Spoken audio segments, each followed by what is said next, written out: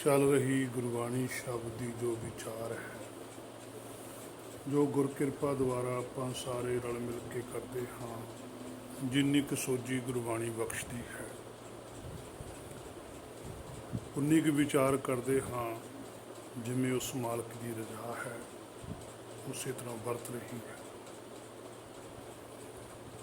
अज का जो साहिब का फरमान है जिसकी आप विचार करांगे, जिमें पिछे की सी असंख मूर्ख अंध घोर, असंख चोर हराम खोर, जो अज का फरमान है इसकी विचार करांगे।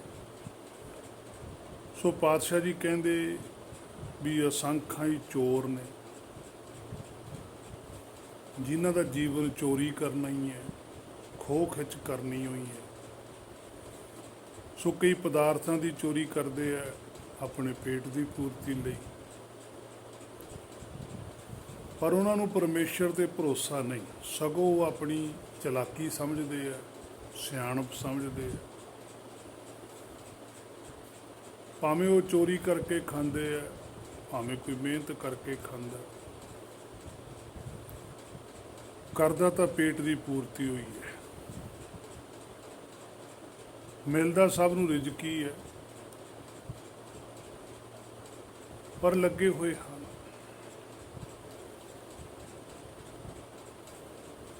पर इत्थे असल में पातशाह उन्हां धार्मिक लोगों का ज़्यादा सोझी बख्शते हैं कि जिहड़े संसारी तौर पर धार्मिक ने पर सचखंड की दृष्टि तो चोर हरामखोर ने,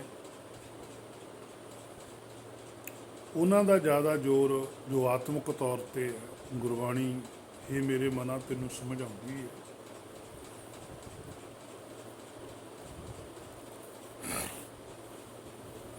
धार्मिक लोग जिहड़े वो चोरी किस तरह करते हैं, जिवें हे मेरे मना तू करदा है, परमेश्वर का भै दे के माया की प्राप्ति करनी,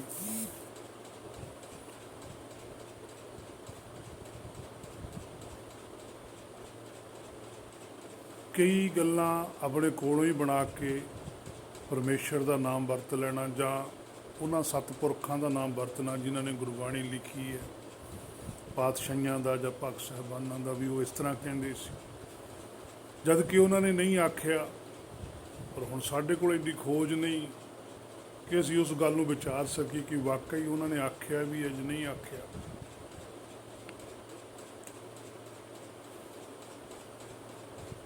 सो माया की पूर्ति करने वास्ते जिमें वो संसारी लोग पेट की पूर्ति करने वास्ते चोरी करते हैं, इस तरह ही संसारी धार्मिक लोग माया की पूर्ति करने वास्ते, प्रपंच रचन वास्ते, आडंबर खड़े करने वास्ते सच नूं झूठ बना के संगत में पेश करते हैं।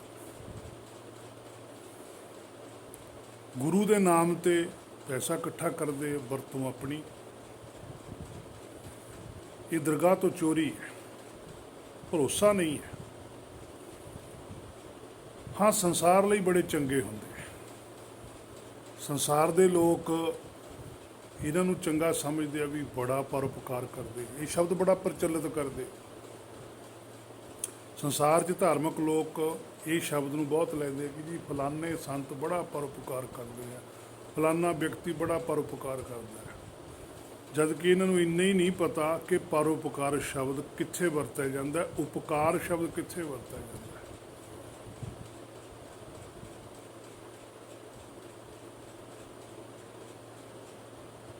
इस तरह ही दान शब्द का नहीं पता लग्या कि दान की हुंदा है, कौन कर सकता है। सेवा का नहीं पता लग्या, सेवा कौन कर सकता है, की सेवा है।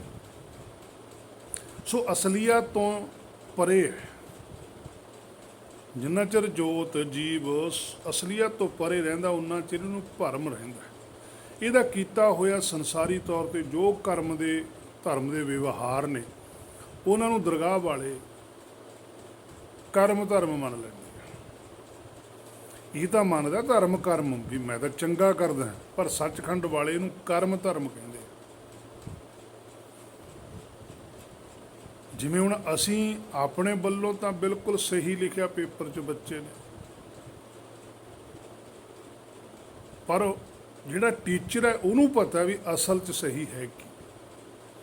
ਹੁਣ ਟੀਚਰ ਨੇ ਜੋ ਕੁਝ ਲਿਖਿਆ ਹੋਇਆ ਉਹਦੇ ਮੁਤਾਬਕ ਨੰਬਰ ਦਿੱਤੇ, ਫੇਲ ਪਾਸ ਕੀਤਾ। ਇਸੇ ਤਰ੍ਹਾਂ ਹੀ ਹੇ ਮੇਰੇ ਮਨਾ ਤੇਰੇ ਨਾਲ ਵੀ ਹੋਣਾ ਹੈ। ਤੂੰ ਵੀ ਲਿਖਦਾ ਹੈ, ਪਰ ਤੇਰੇ ਲਿਖੇ ਦਾ ਜਵਾਬ ਉਹਨਾਂ ਨੇ ਦੇਣਾ, ਤੇ ਜਾਂ ਫਿਰ ਤੇਰੇ ਕੋਲ ਟਾਈਮ ਹੈ, ਉਹਨਾਂ ਦੇ ਜਵਾਬ ਤੋਂ ਪਹਿਲਾਂ ਪਹਿਲਾਂ ਤੂੰ ਹੀ ਇਹੋ ਜਿਹਾ ਕੁਛ ਲਿਖ ਲਵੇਂ ਕਿ ਕੋਈ ਗਲਤੀ ਨਾ ਲਿਖਿਆ ਜਾਵੇ। ਜਿਵੇਂ ਪਾਤਸ਼ਾਹ ਕਹਿੰਦੇ ਸੋ ਕਿਛ ਕਰ ਜਿਤ ਮੈਲ ਨਾ ਲੱਗੇ, ਵੀ ਤੂੰ ਕੋਈ ਐਸਾ ਕਰੀ ਨਾ ਕਿ ਮੈਲ ਹੀ ਨਾ ਲੱਗੇ। ਜਦੋਂ ਮੈਲ ਹੀ ਨਾ ਲੱਗਣੀ ਤੂੰ ਸ਼ੁੱਧ ਰਹੇਗਾ, ਫਿਰ ਤੂੰ ਉਹਨਾਂ ਦੇ ਕੋਲ ਜਾ ਕੇ ਪਾਸ ਹੋ ਜਾਣਾ। ਸੋ ਇਹ ਸੰਸਾਰੀ ਧਾਰਮਿਕ ਲੋਕ ਕੀ ਕਰਦੇ ਆ, ਪਰਮੇਸ਼ਰ ਦਾ ਭੈ ਦੇ ਦਿੰਦੇ ਆ, ਡਰਾਉਂਦੇ ਆ, ਤੇ ਫਿਰ ਮਾਇਆ ਦੀ ਪ੍ਰਾਪਤੀ ਕਰਦੇ ਆ। ਸੰਸਾਰ ਲਈ ਚੰਗੇ ਹੁੰਦੇ ਆ, ਉਹਦੇ ਵਿੱਚੋਂ ਥੋੜ੍ਹੇ ਬਹੁਤੇ ਪੈਸੇ ਸੰਸਾਰ ਦੇ ਲੋਕਾਂ ਨੂੰ ਦੇ ਦਿੰਦੇ ਆ, ਨਹੁੰ ਆਪਣਾ ਕਹਾਉਂਦੇ ਆ ਜੀ ਬੜੇ ਪਰਉਪਕਾਰੀ ਨੇ, ਗਰੀਬਾਂ ਦੀ ਬੜੀ ਸੇਵਾ ਕਰਦੇ ਆ, ਬੜਾ ਕੁਛ ਇਸ ਤਰ੍ਹਾਂ ਦਾ ਕੀਤਾ ਹੋਇਆ। ਇਹ ਨਹੀਂ ਕਹਿੰਦੇ ਵੀ ਅਸੀਂ ਨਹੀਂ ਕੁਛ ਵੀ ਕਰਦੇ, ਪਰਮੇਸ਼ਰ ਕਰਵਾ ਰਿਹਾ।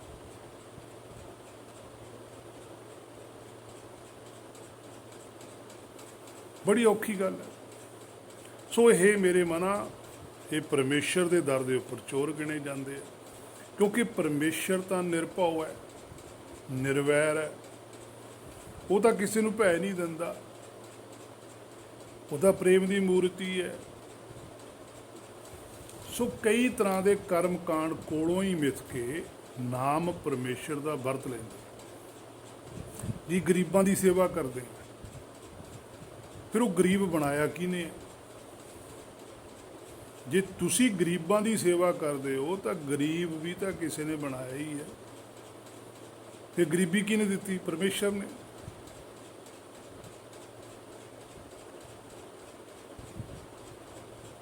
ਸਵਾਲ ਇਹ ਵੀ ਪੈਦਾ ਹੋਊਗਾ ਨਾ ਵੀ ਜੇ ਤੁਸੀਂ ਕਿਸੇ ਗਰੀਬ ਦੀ ਮਦਦ ਕਰਦੇ ਹੋ, ਤੁਹਾਡੇ ਕੋਲ ਪੈਸਾ ਜ਼ਿਆਦਾ, ਤਾਂ ਗਰੀਬ ਫਿਰ ਕਿਹਨੇ ਬਣਾਤਾ? ਬਹੁਤ ਕੁਝ ਐਸਾ ਹੈ ਜਿਹੜਾ ਗੁਰਮਤਿ ਦੇ ਦਾਇਰੇ ਦੇ ਵਿੱਚ ਫਿੱਟ ਨਹੀਂ ਬੈਠਦਾ।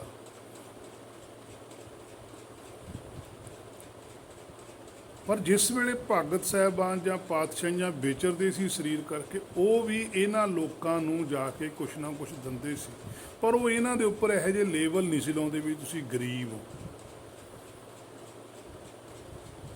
ਕਿਉਂਕਿ ਉਹਨਾਂ ਪਾਤਸ਼ਾਹੀਆਂ ਨੂੰ ਤਾਂ ਪਤਾ ਸੀ ਵੀ ਗਰੀਬ ਕੌਣ ਹੁੰਦਾ। ਗੁਰਮਤਿ ਹਿਰਦੈ ਗਰੀਬੀ ਆਵੈ, ਜਿਹਦੇ ਹਿਰਦੇ 'ਚ ਗਰੀਬੀ ਹੈ, ਗੁਰਮਤਿ ਹੈ, ਉਹ ਗਰੀਬ ਹੈ। ਗਰੀਬ ਦਾ ਅਰਥ ਹੁੰਦਾ ਜਿਹਦੇ ਕੋਲ ਬਹੁਤ ਜ਼ਿਆਦਾ ਨਿਮਰਤਾ ਹੈ, ਜਿਹਦੇ ਅੰਦਰ ਦਾਸਾ ਭਾਵ ਹੈ, ਜਿਹੜਾ ਮਾਇਆ ਤੋਂ ਰਹਿਤ ਹੈ। ਇਹਨੂੰ ਜਿਹੜਾ ਅਸੀਂ ਸੰਸਾਰੀ ਤੌਰ 'ਤੇ ਜਿਹਨੂੰ ਅਸੀਂ ਗਰੀਬ ਗਿਣਦੇ ਹਾਂ, ਇਹਨੂੰ ਅਸੀਂ ਮੰਨਦੇ ਹਾਂ। ਉਹ ਕੀ ਨੇ? ਉਹਨਾਂ ਨੇ ਕੀ ਕਰਿਆ ਹੁੰਦਾ? ਉਹਨਾਂ ਕੋਲ ਸੰਸਾਰੀ ਜਿਹੜਾ ਪੈਸਾ ਹੈ ਉਹ ਨਹੀਂ ਹੁੰਦਾ। ਉਹਦੇ ਲਈ ਜੇ ਉਹ ਕੋਈ ਉਦਮ ਵੀ ਕਰਦੇ ਆ, ਉਹ ਵੀ ਪੂਰਾ ਸਹੀ ਨਹੀਂ ਕਰਦੇ, ਜਿਹਦੇ ਕਰਕੇ ਉਹਨਾਂ ਕੋਲ ਸੰਸਾਰ ਵਾਲਾ ਪੈਸਾ ਘਟ ਜਾਂਦਾ। ਸਾਡੇ ਸੰਸਾਰੀ ਲੋਕ ਉਹਨੂੰ ਗਰੀਬੀ ਦਾ ਨਾਂ ਦੇ ਦਿੰਦੇ। ਫਿਰ ਉਹ ਆਪਣੇ ਆਪ ਨੂੰ ਅਮੀਰੀ ਰੇਖਾ 'ਚ ਗਿਣਨ ਦੇ ਲਈ ਉਹਨਾਂ ਨੂੰ 4 ਪੈਸੇ ਦਿੰਦੇ ਆ। ਜਦ ਕਿ ਪਾਤਸ਼ਾਹੀਆਂ ਵੇਲੇ ਵੀ ਐਸਾ ਕੁਝ ਚੱਲਦਾ ਸੀ, ਪਰ ਉਹ ਆਏ ਨਹੀਂ ਸੀ ਚਲਾਉਂਦੇ। ਸਿਰਫ ਚੌਥੇ ਪਾਤਸ਼ਾਹ ਨੇ ਸ਼ੁਰੂ ਕੀਤਾ ਪੈਸੇ ਦਾ ਦੇਣਾ। ਚੌਥੇ ਪਾਤਸ਼ਾਹ ਵੇਲੇ ਕੀ ਹੁੰਦਾ ਸੀ ਵੀ ਜਿਹੜੇ ਪੈਸੇ ਹੁੰਦੇ ਸੀ, ਉਹ ਜਿਹੜੇ ਬੰਦੇ ਲੋੜਵੰਦ ਹੁੰਦੇ ਸੀ ਉਹਨਾਂ ਨੂੰ ਪੈਸੇ ਦੇ ਦਿੰਦੇ ਸੀ ਪਾਤਸ਼ਾਹ, ਵੀ ਤੁਸੀਂ ਆਹ ਪੈਸੇ ਲੈ ਜਾਓ, ਕੋਈ ਦੁਕਾਨ ਬਣਾ ਲਓ ਜਾਂ ਕੋਈ ਜ਼ਮੀਨ ਲੈ ਲਓ, ਖੇਤੀਬਾੜੀ ਕਰੋ, ਕੋਈ ਦੁਕਾਨਦਾਰੀ ਕਰੋ। ਉਹਦੇ 'ਚੋਂ ਜਿਹੜੇ ਤੁਹਾਨੂੰ ਪੈਸੇ ਬਚਣਗੇ ਉਹਦੇ ਵਿੱਚੋਂ ਥੋੜ੍ਹੇ ਬਹੁਤੇ ਤੁਸੀਂ ਪੈਸੇ ਕੱਢ ਕੇ ਰੱਖਣੇ ਆ, ਬਾਕੀ ਤੁਸੀਂ ਆਪਣੇ ਕੰਮ ਲਈ ਵਰਤੋ। ਉਹ ਪੈਸੇ ਤੁਸੀਂ ਇੱਥੇ ਦਿਓ। ਇੱਥੋਂ ਬੰਦੇ ਰੱਖੇ ਹੁੰਦੇ ਸੀ ਵੀ ਜੇ ਕਿਸੇ ਹੋਰ ਨੂੰ ਲੋੜ ਆ ਭਾਈ ਤੂੰ ਲੈ ਜਾ, ਕੋਈ ਵਿਆਜ ਨਹੀਂ, ਕੁਛ ਨਹੀਂ ਹੈ, ਤੂੰ ਆਪਣਾ ਕੰਮ ਚਲਾ, ਕੋਈ ਤੂੰ ਕੰਮ ਸਿੱਖ। ਉਹਨਾਂ ਨੂੰ ਸੰਸਾਰੀ ਕੰਮ ਕਿੱਤੇ ਵੀ ਸਿਖਾਏ ਜਾਂਦੇ ਸੀ, ਨਾਲ ਉਹਨਾਂ ਨੂੰ ਬ੍ਰਹਮ ਦੀ ਸੋਝੀ ਦਿੱਤੀ ਜਾਂਦੀ ਸੀ। ਉਹਨਾਂ ਨੂੰ ਨੀਵੇਂ ਨਹੀਂ ਸੀ ਦਿਖਾਇਆ ਜਾਂਦਾ, ਬਰਾਬਰ ਦਿਖਾਇਆ ਜਾਂਦਾ ਸੀ। ਔਰ ਉਹਨਾਂ ਨੂੰ ਗੁਰਬਾਣੀ ਦੀ ਸਹੀ ਸੋਝੀ ਦਿੱਤੀ ਜਾਂਦੀ ਸੀ। ਇਸੇ ਕਰਕੇ ਉਹ ਲੋਕ ਬਿਲਕੁਲ ਇਮਾਨਦਾਰੀ ਨਾਲ ਵਿਚਰਦੇ ਸੀ। ਕੋਈ ਠੱਗੀ ਠੋਰੀ ਨਹੀਂ ਸੀ ਕਰਦੇ, ਕੋਈ ਜੋਰਾ ਜਰਬੀ ਨਹੀਂ ਸੀ ਕਰਦੇ, ਕੋਈ ਧੱਕਾ ਨਹੀਂ ਸੀ ਕਰਦੇ। ਉਹ ਇੱਕ ਦੂਜੇ ਦੀ ਮਦਦ ਕਰਦੇ ਸੀ। ਮੰਨ ਲਓ ਕਿਸੇ ਨੇ ਸੰਗਤ ਦੇ ਵਿੱਚ ਆ ਕੇ ਪਾਤਸ਼ਾਹ ਨੂੰ ਲੱਖ ਰੁਪਇਆ ਦੇਤਾ ਵੀ ਮੇਰੇ ਕੋਲ ਬਹੁਤ ਹੈ ਜੀ, ਤੁਹਾਡਾ ਦਿੱਤਾ ਹੋਇਆ ਆ ਲੱਖ ਰੁਪਇਆ ਤੁਸੀਂ ਰੱਖੋ, ਦਿਓ, ਸਭ ਨੂੰ ਵੰਡਿਆ ਗਿਆ। ਸਮਾਂ ਪੈ ਤੇ ਕਿਤੇ ਉਹ ਬੰਦਾ ਬਹੁਤ ਜ਼ਿਆਦਾ ਔਖਾ ਹੋ ਗਿਆ, ਉਹਦੇ ਕੋਲ ਪੈਸਾ ਨਹੀਂ ਹੈ, ਤਾਂ ਪਾਤਸ਼ਾਹੀਆਂ ਨੇ ਹੋਰ ਸਿੱਖ ਸੰਗਤ ਨੂੰ ਆਖਿਆ ਜਾਂਦਾ ਵੀ ਥੋੜ੍ਹੇ ਥੋੜ੍ਹੇ ਪੈਸੇ ਇਕੱਠੇ ਕਰਕੇ ਹੁਣ ਤੁਸੀਂ ਉਹਨੂੰ ਵੀ ਦਿਓ। ਕਿਸੇ ਵੇਲੇ ਉਹਦੇ ਕੋਲ ਸੀ, ਅੱਜ ਨਹੀਂ ਹੈਗੇ, ਤੁਸੀਂ ਦੇ ਦਿਓ। ਇਹ ਨਹੀਂ ਕਿਹਾ ਵੀ ਤੇਰੇ ਮਾੜੇ ਕਰਮ ਨੇ ਜਾਂ ਤੇਰੇ ਤੇ ਰੱਬ ਦੀ ਕਰੋਪੀ ਹੋ ਗਈ ਜਾਂ ਤੇ ਤੋਂ ਕੋਈ ਗਲਤੀ ਹੋ ਗਈ ਜਾਂ ਤੂੰ ਕੋਈ ਪਾਪ ਕਰ ਲਿਆ ਤਾਂ ਗਰੀਬ ਹੋ ਗਿਆ। ਐਸਾ ਪਾਤਸ਼ਾਹ ਨਹੀਂ ਸੀ ਕਹਿੰਦੇ। ਉਹ ਕਹਿੰਦੇ ਫਿਰ ਕੀ ਹੈ, ਸੰਸਾਰੀ ਹੈ, ਹੇਰ ਫੇਰ ਹੁੰਦਾ ਰਹਿੰਦਾ, ਕਦੇ ਵੱਧਦਾ ਕਦੇ ਘੱਟ, ਤੂੰ ਘਬਰਾ ਨਾ। ਸਾਰੇ ਸਿੱਖ ਰਲ ਕੇ ਥੋੜਾ ਥੋੜਾ ਇਕੱਠਾ ਕਰਕੇ ਉਹਨੂੰ ਦਿੰਦੇ ਸੀ, ਉਹਨੂੰ ਹੌਸਲਾ ਹੁੰਦਾ ਸੀ।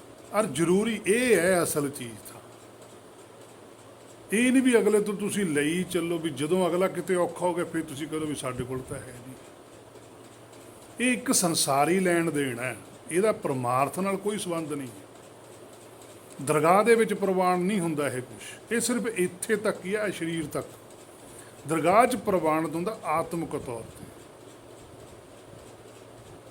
ਉਹ ਆਤਮਾ ਦਾ ਵਿਸ਼ਾ ਹੈ, ਕਿਉਂਕਿ ਆਤਮਾ ਨਹੀਂ ਦਰਗਾਹ ਤੱਕ ਜਾਣ ਦੀ ਗੱਲ ਕਰਨੀ ਹੈ। ਸਰੀਰ ਤਾਂ ਇੱਥੇ ਹੀ ਪੈਦਾ ਹੁੰਦਾ, ਇੱਥੇ ਖਤਮ ਹੋ ਜਾਂਦਾ, ਫਿਰ ਸਰੀਰ ਦਾ ਦਰਗਾਹ 'ਚ ਨਹੀਂ ਜਾਂਦਾ।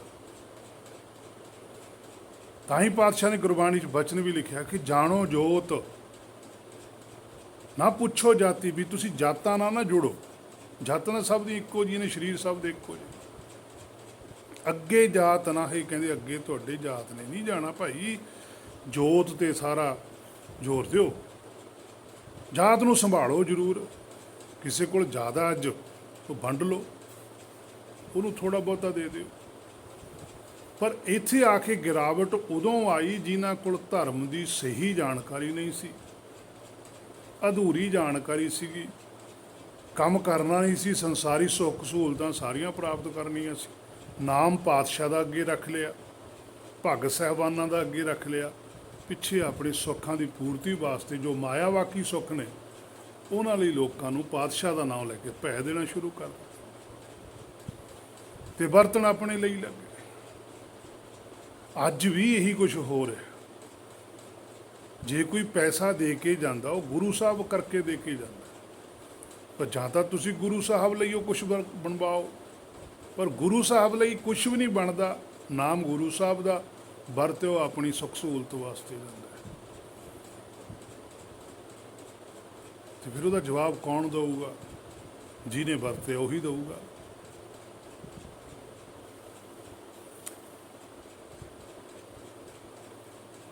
ਸੋ ਜਿਹੜੇ ਗੁਰਮੁਖ ਨੇ ਉਹ ਇਹਨਾਂ ਚੀਜ਼ਾਂ ਤੋਂ ਬਹੁਤ ਭੈ ਖਾਂਦੇ ਨੇ, ਤੇ ਜਿਹੜੇ ਸੰਸਾਰੀ ਨੇ ਉਹ ਦੂਸਰੇ ਨੂੰ ਆਪਣੇ ਵਰਗਾ ਸਮਝਦੇ ਹੀ ਨਹੀਂ, ਉਹ ਤਾਂ ਨੀਵਾਂ ਸਮਝਦੇ ਆ। ਉਹ ਗੁਰੂ ਕਹਾਉਂਦੇ ਨੇ, ਦੂਜਿਆਂ ਨੂੰ ਸੇਵਕ ਸਮਝਦੇ ਆ ਵੀ ਤੁਸੀਂ ਸਾਡੇ ਸੇਵਾਦਾਰ ਹੋ, ਸੇਵਕ ਹੋ, ਮੈਂ ਤੁਹਾਡਾ ਗੁਰੂ ਆ, ਸੁਆਮੀ ਆ। ਪਰ ਜਦੋਂ ਦੂਜੇ ਪਾਸੇ ਗੁਰਬਾਣੀ ਦੇਖੀ ਤੇ ਗੁਰਬਾਣੀ ਕਹਿੰਦੀ ਏਕ ਪਿਤਾ ਏਕ ਸਕੇ ਹਮ ਬਾਰਕ ਤੂੰ ਮੇਰਾ ਗੁਰਾ ਹਾਈ।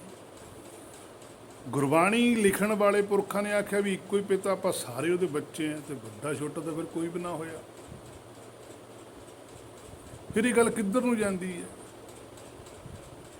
ਬਾਲਕ ਤਾਂ ਬੱਚੇ ਹੀ ਹੁੰਦੇ ਆ, ਪਿਤਾ ਇੱਕੋ ਹੀ ਹੈ, ਤੇ ਫਿਰ ਸਾਰੇ ਆਪਣੇ ਆਪ ਵੀ ਭਾਈ ਹੋਈ ਹੋਏ, ਫਿਰ ਵੱਡਾ ਛੋਟਾ ਤਾਂ ਕੋਈ ਵੀ ਨਾ ਹੋਇਆ।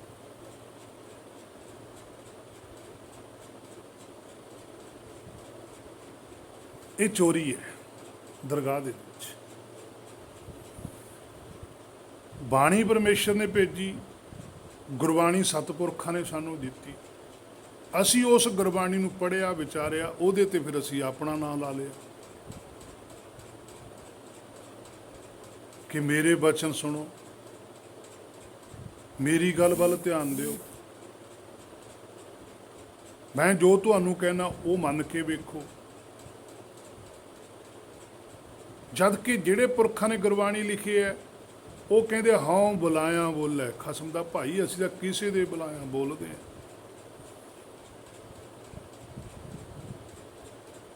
ਇਹ ਬਾਣੀ ਪਰਮੇਸ਼ਰ ਦੀ ਹੈ, ਸਾਡੀ ਨਹੀਂ ਹੈ। ਉਹ ਆਪਣਾ ਕੋਈ ਵੀ ਚੀਜ਼ 'ਚ ਹਵਾਲਾ ਨਹੀਂ ਦੇ ਰਹੇ, ਤੇ ਸਾਡਾ ਹੈ ਕੁਛ ਨਹੀਂ, ਅਸੀਂ ਸਾਰੇ ਹਵਾਲੇ ਆਪਣੇ ਵੱਲੋਂ ਦੇ ਰਹੇ ਹਾਂ।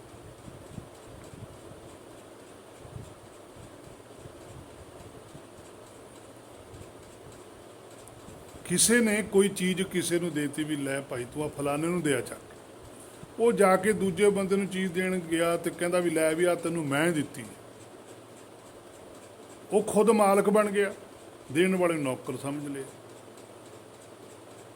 ਤੇ ਜਦੋਂ ਅਸਲੀ ਮਾਲਕ ਨੂੰ ਪਤਾ ਲੱਗਿਆ, ਉਹ ਕਹਿੰਦਾ ਵੀ ਤੂੰ ਇਹ ਕਿਉਂ ਕੀਤਾ, ਵੀ ਦਿੱਤੀ ਤਾਂ ਵਸਤੂ ਤੈਨੂੰ ਮੈਂ ਸੀ, ਵੀ ਤੂੰ ਫੜਾਉਣ ਨੂੰ ਫੜਾਇਆ, ਤੂੰ ਵਿੱਚ ਵਿਚਾਲੇ ਆਪ ਹੀ ਮਾਲਕ ਬਣ ਕੇ ਬੈਠ ਗਿਆ।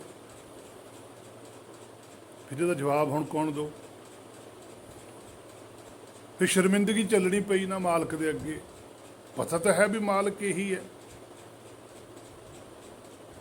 हे मेरे मना, ताही पातशाह ने समझाया सी कि मत शर्मिंदा थी विधि साई दे, कोई ऐसा काम ना करी। तू सीधा कह भी मालक ने भेजी आ भाई तुहाडे वास्ते, वरतो ये च मेरा कोई रोल नहीं, मेरे वालों कुछ नहीं है, मेरी कोई सरपरस्ती नहीं है, मेरे अंडरशन च कुछ नहीं हो रहा, मालक की देख रेख हेठ हो रहा। पर साडे दा जो संसारी धार्मिक लोग भी अपना ना अगे रख के चलते।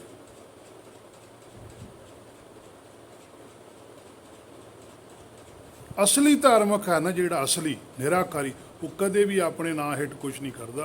और गुरबाणी च पातशाहियां व भगत साहिबाना ने कदे भी अपने नाम हेठ कुछ नहीं किया, सब कुछ परमेश्वर के अनुसार किया है।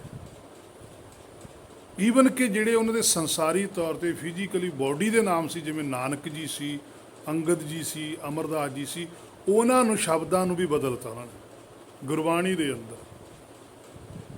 कबीर साहब जी सन, रविदास जी पातशाह सन, नामदेव जी पातशाह सन, उन्होंने अपने संसारी सरीरक नाम नूं भी ब्रह्म च लिया कि कल नूं कोई सानू ना कह दे, असी किसी गल्लों दोषी ना गिने जाइए दरगाह के अंदर, कि दरगाह वाले आए ना कह दें भी तू अपने आप नूं कबीर क्यों कहाया। पता सी उन्होंने कि वो किसी भी गल का सवाल चक सकते सचखंड वाले, भी फिर मैं उत्थे की जवाब दूंगा।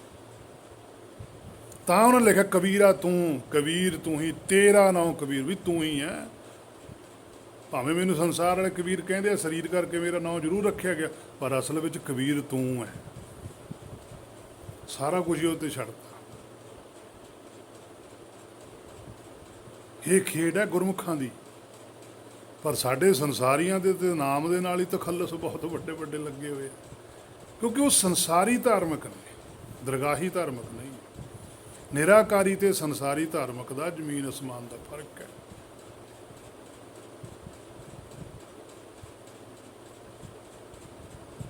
सो गुरबाणी नूं अपनी गुरबाणी बना लेंदे, अपने बचन बना के पेश करते हैं भी जी साडे बचन ने। साडा बचन नहीं हुंदा, बचन परमेश्वर दा ही है। परमेश्वर के बचन नूं बा गुरबाणी नूं अपने वल्लों बना के जां गुरबाणी दे उपर अपनियां गल्लां थोप देणियां, ये सब तो वड्डी सज़ा दरगाह के अंदर इहनूं कहंदे हरामखोर। तां पातशाह ने लिखिया असंख चोर हरामखोर। कहंदे चोर भी ने, एक तां चोरी करदे आ, एक उत्ते सीना चोरी करनी, कब्जा ही अपना कर लेना। जिमें अज साडे कोल गुरबाणी है, हुण गुरबाणी ते भी कब्जा करिया होया, असीं भी करते हैं। कोई कहे जी ये भगतां दी गुरबाणी है, कोई कहता जी ये पातशाहियां दी गुरबाणी है, कोई किसी दी नहीं कह सकते, सारी ही परमेश्वर दी है। भगत साहिबान तां बोले ने,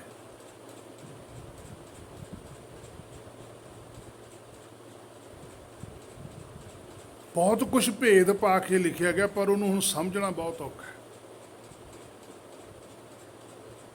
ये बाणी भगत कबीर जी की, हुण बाणी भगत कबीर जी की, हुण जिहड़ी बाणी है वो भगत के हिरदे चों आई कितों? कबीर जी तो आई है। कबीर कौन है? परमेश्वर है।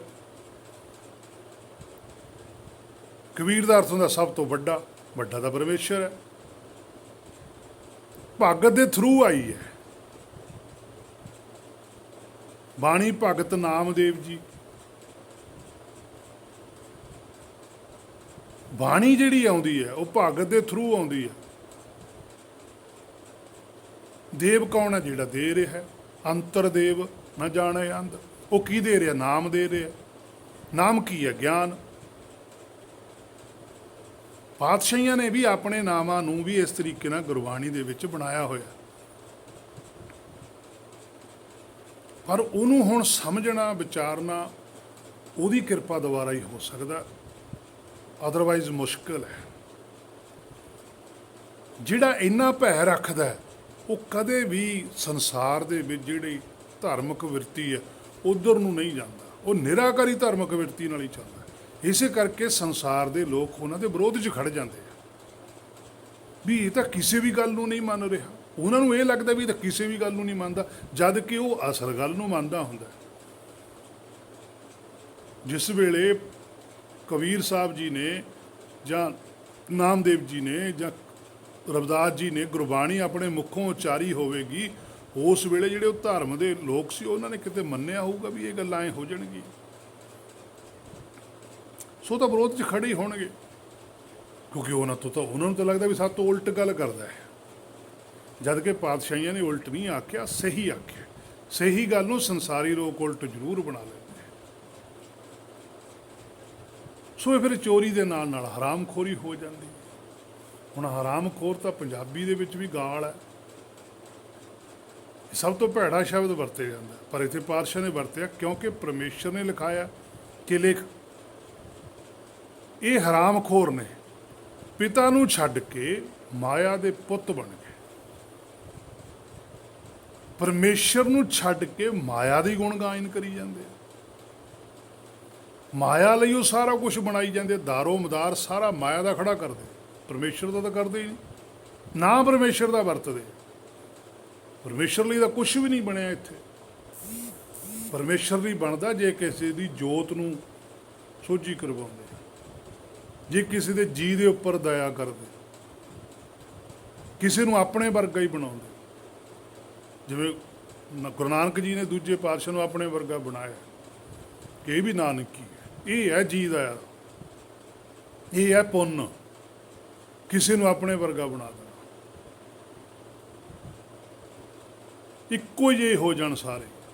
ਤੇ ਗੁਰੂ ਨਾਨਕ ਸਾਹਿਬ ਨੇ ਕਿੰਨਿਆਂ ਨੂੰ ਬਣਾਇਆ? ਬਾਬਾ ਬੁੱਢਾ ਜੀ ਗੁਰੂ ਨਾਨਕ ਸਾਹਿਬ ਵਰਗੇ ਸੀ, ਮਰਦਾਨਾ ਜੀ ਇੱਕੋ ਜਿਹੀ ਸੀ, ਉਹ ਜਿਹੀ ਸੋਝੀ ਉਹਨਾਂ ਦੇ ਹਿਰਦੇ 'ਚ ਸੀ।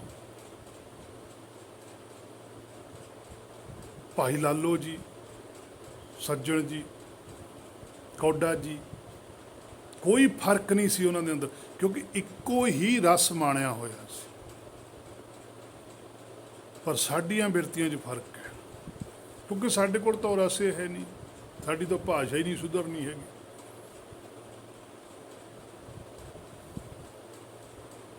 ਸੋ ਪਾਤਸ਼ਾਹ ਨੇ ਉਹੀ ਕੁਝ ਲਿਖਿਆ ਜੋ ਪਰਮੇਸ਼ਰ ਨੇ ਲਿਖਾਇਆ ਕਿ ਲਿਖ ਵੀ ਇਹ ਅਸੰਖ ਚੋਰ ਹਰਾਮਖੋਰ, ਇਹ ਸਾਰੇ ਹਰਾਮਖੋਰ ਨੇ।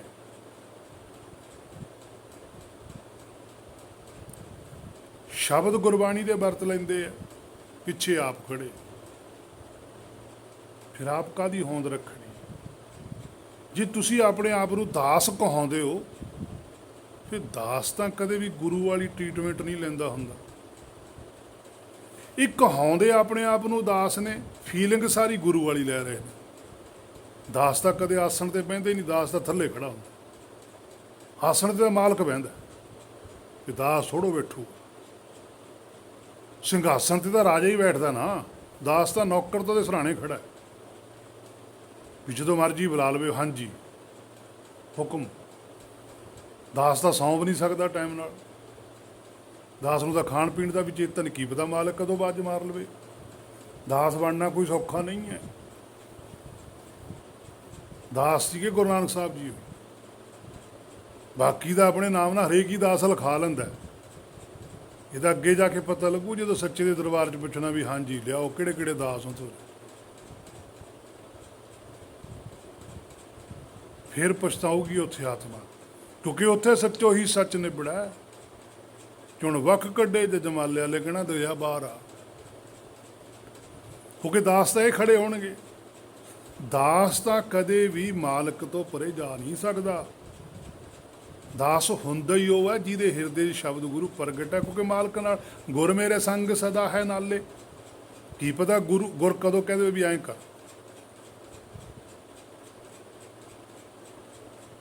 ਉਸੇ ਵੇਲੇ ਕਰਨਾ ਪੈਣਾ। ਫਿਰ ਸੰਸਾਰੀ ਰਾਤ ਦਿਨ ਵੀ ਨਹੀਂ ਦੇਖਿਆ ਜਿਹੜੇ ਗੁਰਮੁਖਾਂ ਨੇ ਦਾਸ ਬਣੇ। ਪਾਤਸ਼ਾਹੀਆਂ ਦਾਸ ਸੀਗੀਆਂ। ਰਾਤ ਨੂੰ ਹੁਕਮ ਆਇਆ, ਸੰਸਾਰੀ ਰਾਤ ਸੀ, ਹਨੇਰਾ ਸੀ, ਠੰਡ ਸੀ, ਮੀਂਹ ਪੈਂਦਾ ਸੀ। ਪਰਮੇਸ਼ਰ ਨੇ 10ਵੇਂ ਪਾਤਸ਼ਾਹ ਨੂੰ ਕਿਹਾ ਨਿਕਲੋ ਬਾਹਰ। ਕਿਲਾ ਛੱਡਤਾ। ਇਹ ਨਹੀਂ ਦੇਖਿਆ ਵੀ ਗਾਹਾਂ ਜਾ ਕੇ ਕੀ ਹੋਣਾ। ਉਹ ਕਹਿੰਦਾ ਹੁਕਮ ਹੈ ਚਲੋ। ਉਹ ਸੀ ਦਾਸ। ਤਾਂ ਉਹਨਾਂ ਨੇ ਲਿਖਿਆ ਸੀ ਮੈਂ ਹੂੰ ਪਰਮ ਪੁਰਖ ਕੋ ਦਾਸਾ, ਦੇਖਣ ਆਇਓ ਜਗ ਤਮਾਸ਼ਾ। ਦਾਸ ਹਮੇਸ਼ਾ ਹੀ ਤਮਾਸ਼ਾ ਦੇਖਦਾ ਹੁੰਦਾ, ਕਰਦਾ ਮਾਲਕ ਹੁੰਦਾ। ਪਰ ਸਾਡੇ ਇੱਥੇ ਜਿਹੜੇ ਦਾਸ ਕਹਾਉਂਦੇ ਆ ਇਹ ਖੁਦ ਤਮਾਸ਼ੇ ਕਰਦੇ, ਕਿਉਂਕਿ ਕਹਾਉਂਦੇ ਦਾਸ ਆ ਬਣੇ ਮਾਲਕ ਹੋਏ। ਹੇ ਮੇਰੇ ਮਨਾ ਤੇਰੇ ਵਾਸਤੇ ਆ ਸਾਰਾ ਕੁਝ, ਤੂੰ ਇਹੋ ਜਿਹਾ ਕੁਝ ਨਹੀਂ ਕਰਨਾ। ਜੇ ਕਰੇਂਗਾ ਤਾਂ ਦਰਗਾਹ ਦੇ ਅੰਦਰ ਚੋਰ ਹਰਾਮਖੋਰ ਹੋਵੇਗਾ।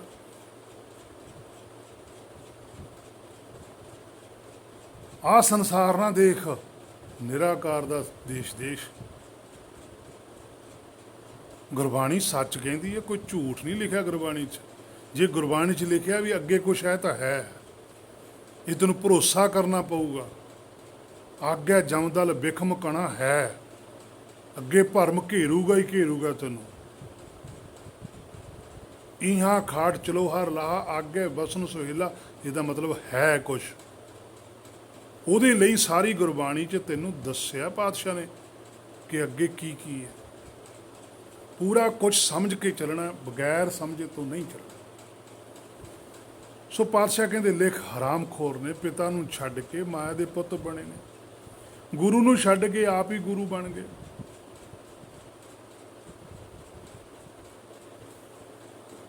ਤੇ ਰੀਸਾਂ ਕਰਦੇ ਨੇ ਪਰਮੇਸ਼ਰ ਦੀਆਂ। ਫਿਰ ਜਦੋਂ ਪਰਮੇਸ਼ਰ ਭਾਣਾ ਵਰਤਾਉਂਦਾ ਵੀ ਚਲੋ ਜੇ ਤੁਸੀਂ ਵੀ ਗੁਰੂ ਕਹਾਉਂਦੇ ਹੀ ਹੋ ਤੇ ਫਿਰ ਤੁਸੀਂ ਗੁਰੂ ਵਾਲੇ ਕੰਮ ਵੀ ਕਰਕੇ ਦਿਖਾਓ। ਫਿਰ ਹੁੰਦਾ ਵੀ ਕੁਛ ਨਹੀਂ। ਫਿਰ ਕਹਿ ਦਿੰਦੇ ਜੀ ਸਾਡੇ ਤਾਂ ਬਸ ਨਹੀਂ, ਇਹ ਤਾਂ ਰੱਬ ਦੀ ਉਗ ਖੇਡ ਹੈ। ਵੀ ਪਹਿਲਾਂ ਫਿਰ ਤੁਸੀਂ ਕਿਉਂ ਗਵਾਹੀਆਂ ਭਰਦੇ ਹੋ? ਪਹਿਲਾਂ ਹੀ ਉਹਦੇ ਤੇ ਛੱਡ ਕੇ ਚੱਲੋ ਗੱਲ ਵੀ ਜੋ ਕਰਦਾ ਉਹ ਕਰਦਾ, ਸਾਡੇ ਹੱਥ 'ਚ ਕੁਛ ਨਹੀਂ ਹੈ। ਆਪਾਂ ਸਾਰੇ ਇੱਕੋ ਜਿਹੇ, ਆਪਾਂ ਰਲ ਕੇ ਵਿਚਾਰ ਕਰੀਏ ਵੀ ਆਪਾਂ ਕਿਵੇਂ ਉਹਦੀ ਰਜਾ 'ਚ ਰਹੀਏ, ਕਿਵੇਂ ਉਹਦੀ ਸ਼ਰਨ 'ਚ ਰਹੀਏ। ਅਸੀਂ ਤੁਹਾਨੂੰ ਆਪਣੇ ਵੱਲੋਂ ਕੋਈ ਨਿੱਜ ਉਪਦੇਸ਼ ਨਹੀਂ ਦੇ ਸਕਦੇ, ਇਹ ਤਾਂ ਉਹਦੀ ਮਾਲਕ ਦੀ ਖੇਡ ਆ। ਆਪਾਂ ਵਿਚਾਰ ਜ਼ਰੂਰ ਕਰਨੀ, ਆਪਣੇ ਕੋਲ ਮਾਲਕ ਦੇ ਬਚਨ ਪਏ ਆ। ਆਪਾਂ ਇਹਨਾਂ ਬਚਨਾਂ ਦੀ ਵਿਚਾਰ ਕਰੀਏ, ਆਪਣੇ ਆਪ ਨੂੰ ਆਪਾਂ ਸ਼ੁੱਧ ਕਰੀਏ। ਗੁਰੂ ਉਹੀ ਹੈ, ਫਿਰ ਤਾਂ ਉਹ ਬਹੁਤ ਪ੍ਰਸੰਨ ਹੁੰਦਾ। ਪਰ ਜਦੋਂ ਤੁਸੀਂ ਆਪਣੇ ਆਪ ਨੂੰ ਹੇ ਮੇਰੇ ਮਨਾ ਗੁਰੂ ਵਾਲੀ ਫੀਲਿੰਗ ਲਵੇਂਗਾ ਕਿ ਮੈਂ ਵੀ ਕੁਛ ਰੱਖਦਾ ਆਪਣੇ ਆਪ ਨੂੰ, ਤਾਂ ਫਿਰ ਨਾਰਾਜ਼ਗੀ ਹੈ।